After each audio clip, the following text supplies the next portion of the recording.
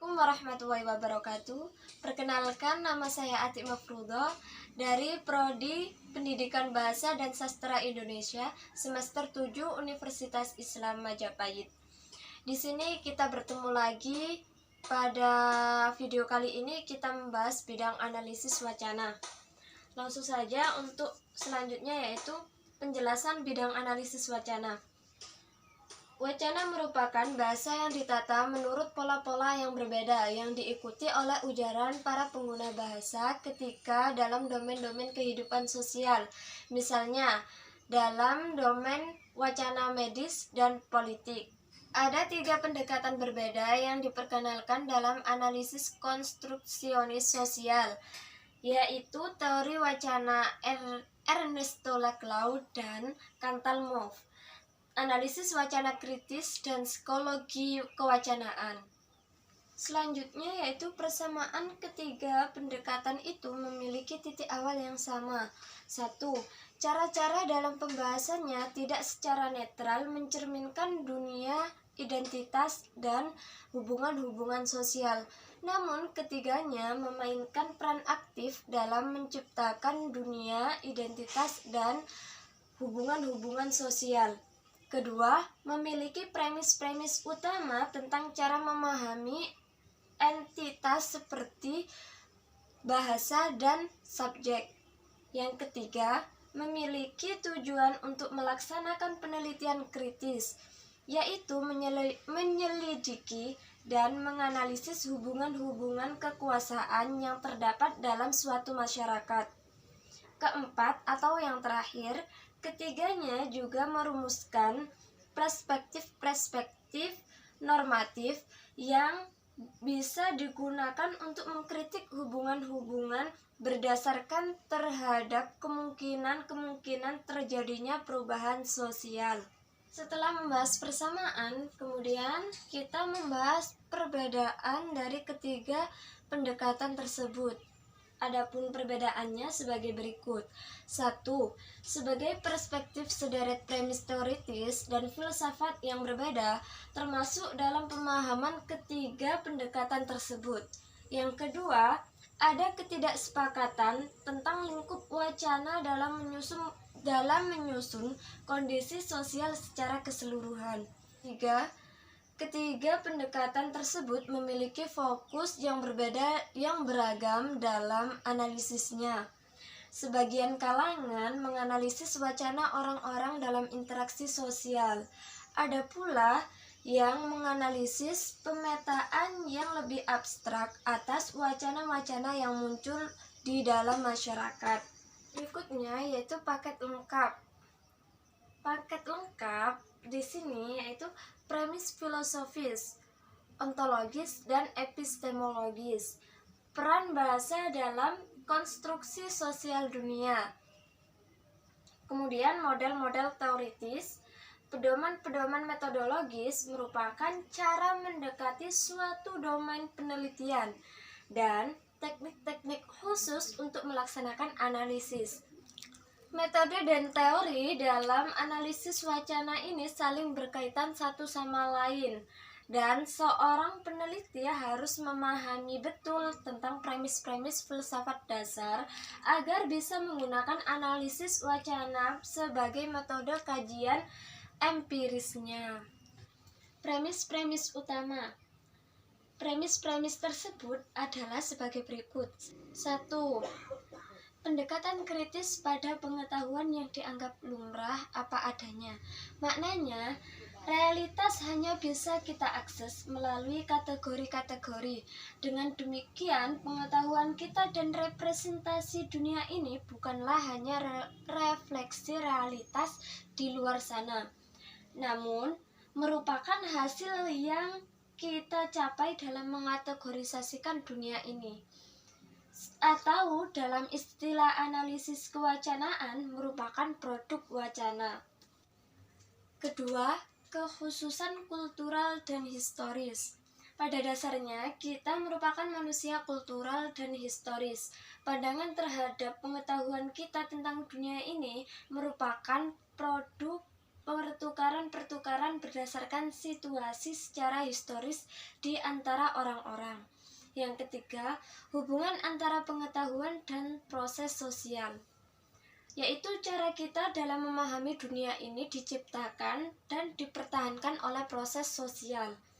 Keempat, hubungan antara pengetahuan dan tindakan sosial, yaitu pemahaman sosial yang berbeda terhadap dunia ini menggiring ke arah tindakan-tindakan sosial yang berbeda, dan juga konstruksi sosial pengetahuan dan kebenaran memiliki konsekuensi-konsekuensi sosial. Berikutnya yaitu 3 pendekatan pada wacana. 1. Teori wacana Ernesto Laclau dan Cantalmove merupakan teori poststrukturalis yang paling murni dalam bacaan kita ini. Teori ini titik pangkalnya dari gagasan poststrukturalis yang menyatakan bahwa wacana mengonstruk makna dalam dunia sosial, dan karena secara mendasar bahasa itu tidak stabil, makna tidak pernah bisa tetap secara permanen. Kedua, yaitu analisis wacana kritis. Pada bab 3, fokus pembahasan khusus pada pendekatan Norman Fairlove juga menekankan peran aktif wacana dalam mengonstruk dunia sosial. Bidang utama yang menarik dalam analisis wacana kritis yang dikemukakan oleh Fairlove adalah penyelidikannya terhadap perubahan, yaitu psikologi kewacanaan. Pokok persoalan yang dibahas pada bab 4 sama-sama memiliki fokus kajian empiris dengan analisis wacana kritis, yakni persoalan-persoalan khusus penggunaan bahasa dalam interaksi sosial. Selanjutnya, yaitu dari sistem bahasa ke wacana. Pendekatan pada analisis wacana mengambil titik awal dari pernyataan filsafat poststrukturalis dan strukturalis, sehingga akses kita kepada realitas selalu melalui bahasa. Dengan menggunakan bahasa, kita bisa menciptakan representasi-representasi realitas yang tidak pernah sekedar refleksi dari realitas yang ada sebelumnya, tetapi mampu memberikan kontribusi pada pengonstrukan realitas. Bahasa bukanlah sekedar saluran tempat pengomunikasian informasi tentang keadaan mental utama, perilaku, atau fakta-fakta dunia ini. Sebaliknya, bahasa merupakan alat yang menggerakkan dan akibatnya menyusun dunia sosial itu sendiri. Selain itu, bahasa juga menata hubungan-hubungan dan identitas-identitas sosial. Maksudnya bahwa perubahan-perubahan yang terjadi dalam wacana merupakan alat untuk mengubah dunia sosial. Tidak semua pendekatan analisis wacana secara jelas berkiblat pada poststrukturalisme, tetapi semua menyepakati ide-ide sebagai berikut. 1. Bahasa bukanlah refleksi realitas yang telah ada sebelumnya. Kedua, bahasa terstruktur dalam pola-pola atau wacana-wacana. Yang ketiga, pola-pola kewacanaan itu dipertahankan dan ditransformasikan dalam praktik-praktik kewacanaan. 4. Karena itu, pemeliharaan dan transformasi pola-pola tersebut hendaknya dieksplorasi melalui analisis konteks-konteks khusus tempat bertindaknya bahasa. Berikutnya yaitu genealogi dan arkeologi Foucault. Secara tradisional, karya Foucault terbagi atas fase arkeologi awal dan fase genealogi akhir. 1. Foucault mengembangkan teori kekuasaan atau pengetahuan. Kekuasaan menciptakan kondisi yang memungkinkan terciptanya kehidupan sosial itu. Kekuasaan bertanggung jawab pada penciptaan dunia sosial dan atas cara-cara tertentu dalam memberikan dan membentuk dunia ini. Sedangkan pengetahuan merupakan pengawinan yang dilakukan Foucault antara kekuasaan dan pengetahuan. memiliki konsekuensi, yakni kekuasaan secara erat dikaitkan dengan wacana. Wacana memberikan kontribusi terhadap pemroduksian subjek, siapa kita, dan objek-objek yang telah diketahui. Dua, yaitu fase arkeologi Foucault atau kebenaran. Prosedur-prosedur untuk pemroduksian pengetahuan dan pendifusian kalimat-kalimat. Foucault membuat hubungan antara kebenaran dan kekuasaan dengan menyatakan bahwa kebenaran disematkan dalam dan dihasilkan oleh sistem kekuasaan. Hal ini dikarenakan kebenaran itu tidak bisa dicapai, akan sia-sia bila menanyakan apakah sesuatu itu benar atau salah. Subjek. Menurut Foucault, subjek itu tidak terpusat atau desenter. Pendekatan Marxis struktural Althusser secara erat mengaitkan subjek dengan ideologi. Individu menjadi subjek ideologis melalui proses interpelasi. Proses itulah yang menjadikan individu sebagai subjek. Althusser mendefinisikan ideologi sebagai sistem representasi yang menyamarkan hubungan-hubungan sesungguhnya satu sama lain dalam masyarakat dengan cara mengonstruk hubungan-hubungan imajiner antara orang-orang dan antar mereka sendiri dan formasi sosial. Jadi, ideologi merupakan pengenalan yang tidak semestinya hubungan-hubungan sosial yang real. Althusser mengonsumsikan bahwa kita selalu menerima posisi subjek yang memang diberikan kepada kita, sehingga menjadi subjek ideologi tidak ada kesempatan untuk melakukan perlawanan.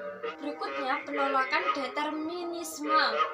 Pertama, diajukan pertanyaan tentang kemungkinan timbulnya perlawanan kepada pesan-pesan ideologis yang disodorkan kepada subjek, yakni pertanyaan mengenai kebebasan tindakan atau agensi subjek. Menurut teori decoding atau encoding, Hall, penerima mampu menginterpretasikan atau mengkodekan pesan-pesan yang menggunakan kode-kode selain kode yang disandikan. Dalam teks Hall 1980 dalam Georgens dan Phillips 2017 halaman 31. Teori ini didasarkan pada internalia teori hegemoni Gramsci yang menganggap derajat agensi berasal dari semua kelompok sosial untuk memproduksi dan menegosiasikan makna. Kedua, yaitu pendekatan analisis wacana yang disajikan dalam buku ini menolak pemahaman dunia sosial sebagai dunia yang diatur oleh suatu ideologi yang utuh. Pendekatan-pendekatan itu telah mengganti pandangan monolitik Foucault terhadap rejim pengetahuan dengan model yang lebih pluralistis. Tempat bersaingnya banyak wacana. Pendekatan-pendekatan itu meniadakan teori Althusser yang menyatakan bahwa suatu ideologi mengendalikan suatu wacana. Dari sini kemudian muncul pernyataan bahwa subjek tidak terinterpelasikan hanya dalam satu posisi subjek. Wacana-wacana yang berbeda biasa dikatakan memberi subjek posisi yang berbeda dan bahkan mungkin bertentangan. Ketiga adalah yang kontroversial dalam teori Althusser adalah konsep ideologi itu sendiri. Konsep ideologi Althusser menyeratkan bahwa akses pada kebenaran sesuai. Menurut Foucault, kebenaran, subjek, dan hubungan-hubungan antar subjek diciptakan dalam wacana dan tidak ada kemungkinan untuk mendukung wacana dalam kaitannya dengan kebenaran yang lebih benar. Oleh karena itu, Foucault tidak memerlukan konsep ideologi. Berikutnya yaitu perbedaan antara pendekatan-pendekatan. 1. Peran wacana dalam penyusunan dunia. Analisis wacana kritis Verloc memberikan konsep wacana untuk teks, pembicaraan, dan sistem semiologis lain, misalnya isyarat dan basa-basi, dan membuat konsep ini tetap berbeda dengan dimensi-dimensi lain praktek-praktek sosial. Pendekatan teoritis wacana Laclau dan Mouffe tidak membedakan antara dimensi kewacanaan dan dimensi non-kewacanaan dunia sosial. Praktik-praktik yang dipandang semata-mata sebagai dimensi kewacanaan saja. Pendekatan ini bisa dikonkretkan dengan cara meletakkan pendekatan-pendekatan itu dalam suatu garis kontinum, materialisme historis maupun marxis kultural seperti Gramsci dan Althusser tidak menggarap wacana atau analisis wacana, sehingga penyertaan teori itu didasarkan pada interpretasi dan reduksi teori-teorinya. Selain itu, Gramsci dan Althusser memberikan gerak yang agak luas kepada praktik-praktik pembuatan makna yang bisa diinterpretasikan sebagai dimensi kewacanaan. Tapi keduanya memandang ekonomi sebagai suatu faktor penentu dalam masalah terakhir. Berikutnya fokus analitis. 1. Analisis wacana sebagai pendekatan memusatkan perhatiannya pada kenyataan bahwa wacana itu diciptakan dan diubah dalam praktik-praktik kewacanaan sehari-hari. Dan dengan demikian menekankan pada perlunya analisis empiris yang sistematis terhadap pembicaraan orang-orang dan bahasa tulis. Kedua, psikologi kewacanaan difokuskan pada praktik keseharian orang-orang. Psikologi ini senantiasa melibatkan struktur kemasyarakatan yang lebih luas, yang ditransformasikan atau dilakukan oleh orang-orang dalam praktik kewacanaan. Selanjutnya, peran analisis wacana. Bagi analisis wacana, tujuan penelitian adalah tidak untuk menyokong wacana, menemukan apa yang benar-benar dimaksudkan orang ketika mereka mengatakan ini atau itu, atau menemukan realitas di balik wacana. Analisis wacana harus menggarap apa yang benar-benar dikatakan atau ditulis dengan cara mengeksplorasi pola-pola yang muncul pada dan lintas pernyataan dan mengidentifikasi konsekuensi-konsekuensi sosial, representasi kewacanaan yang berbeda atas realitas. Berikutnya, peran analisis wacana. Bagi analisis wacana, tujuan penelitian adalah tidak untuk menyokong wacana, menemukan apa yang benar-benar dimaksudkan orang ketika mereka mengatakan ini atau itu, atau menemukan realitas di balik wacana.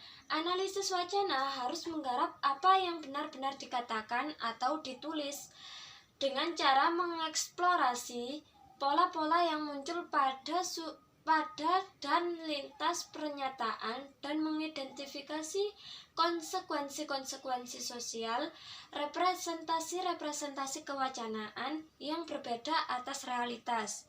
Kemudian dalam menggarap wacana yang dekat dengan diri kita sendiri dan yang terutama menyulitkan adalah memperlakukannya sebagai wacana, yakni sebagai sistem makna yang konstruk secara sosial yang sebenarnya bisa berbeda.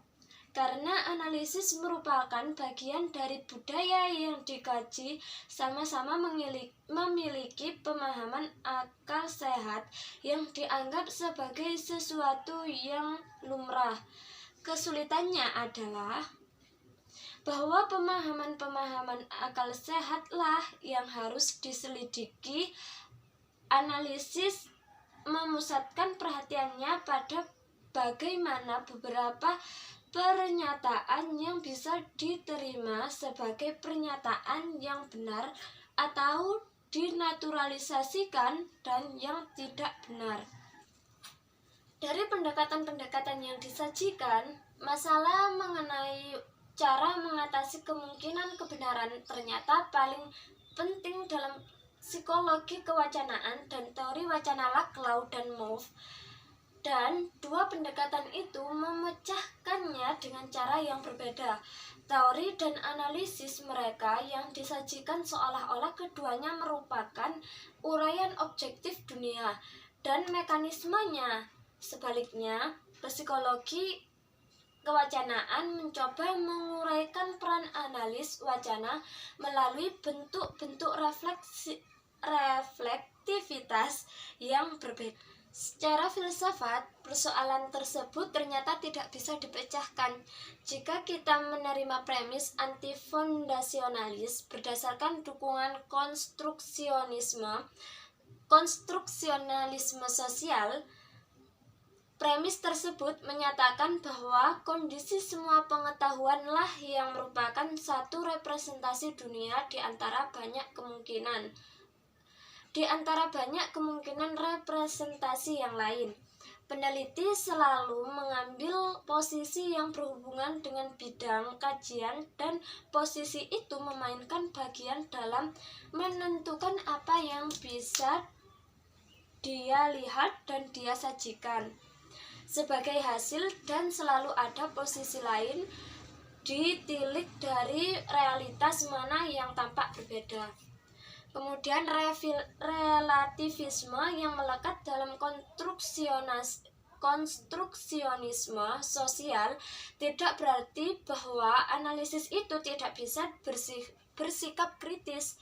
Semua pendekatan yang digunakan menganggap dirinya kritis, dan pada bab selanjutnya akan diuraikan secara panjang lebar bagaimana timbul kemungkinan untuk bisa mempraktikannya kritik sosial tanpa bisa membuat pernyataan-pernyataan tentang kebenaran mutlak.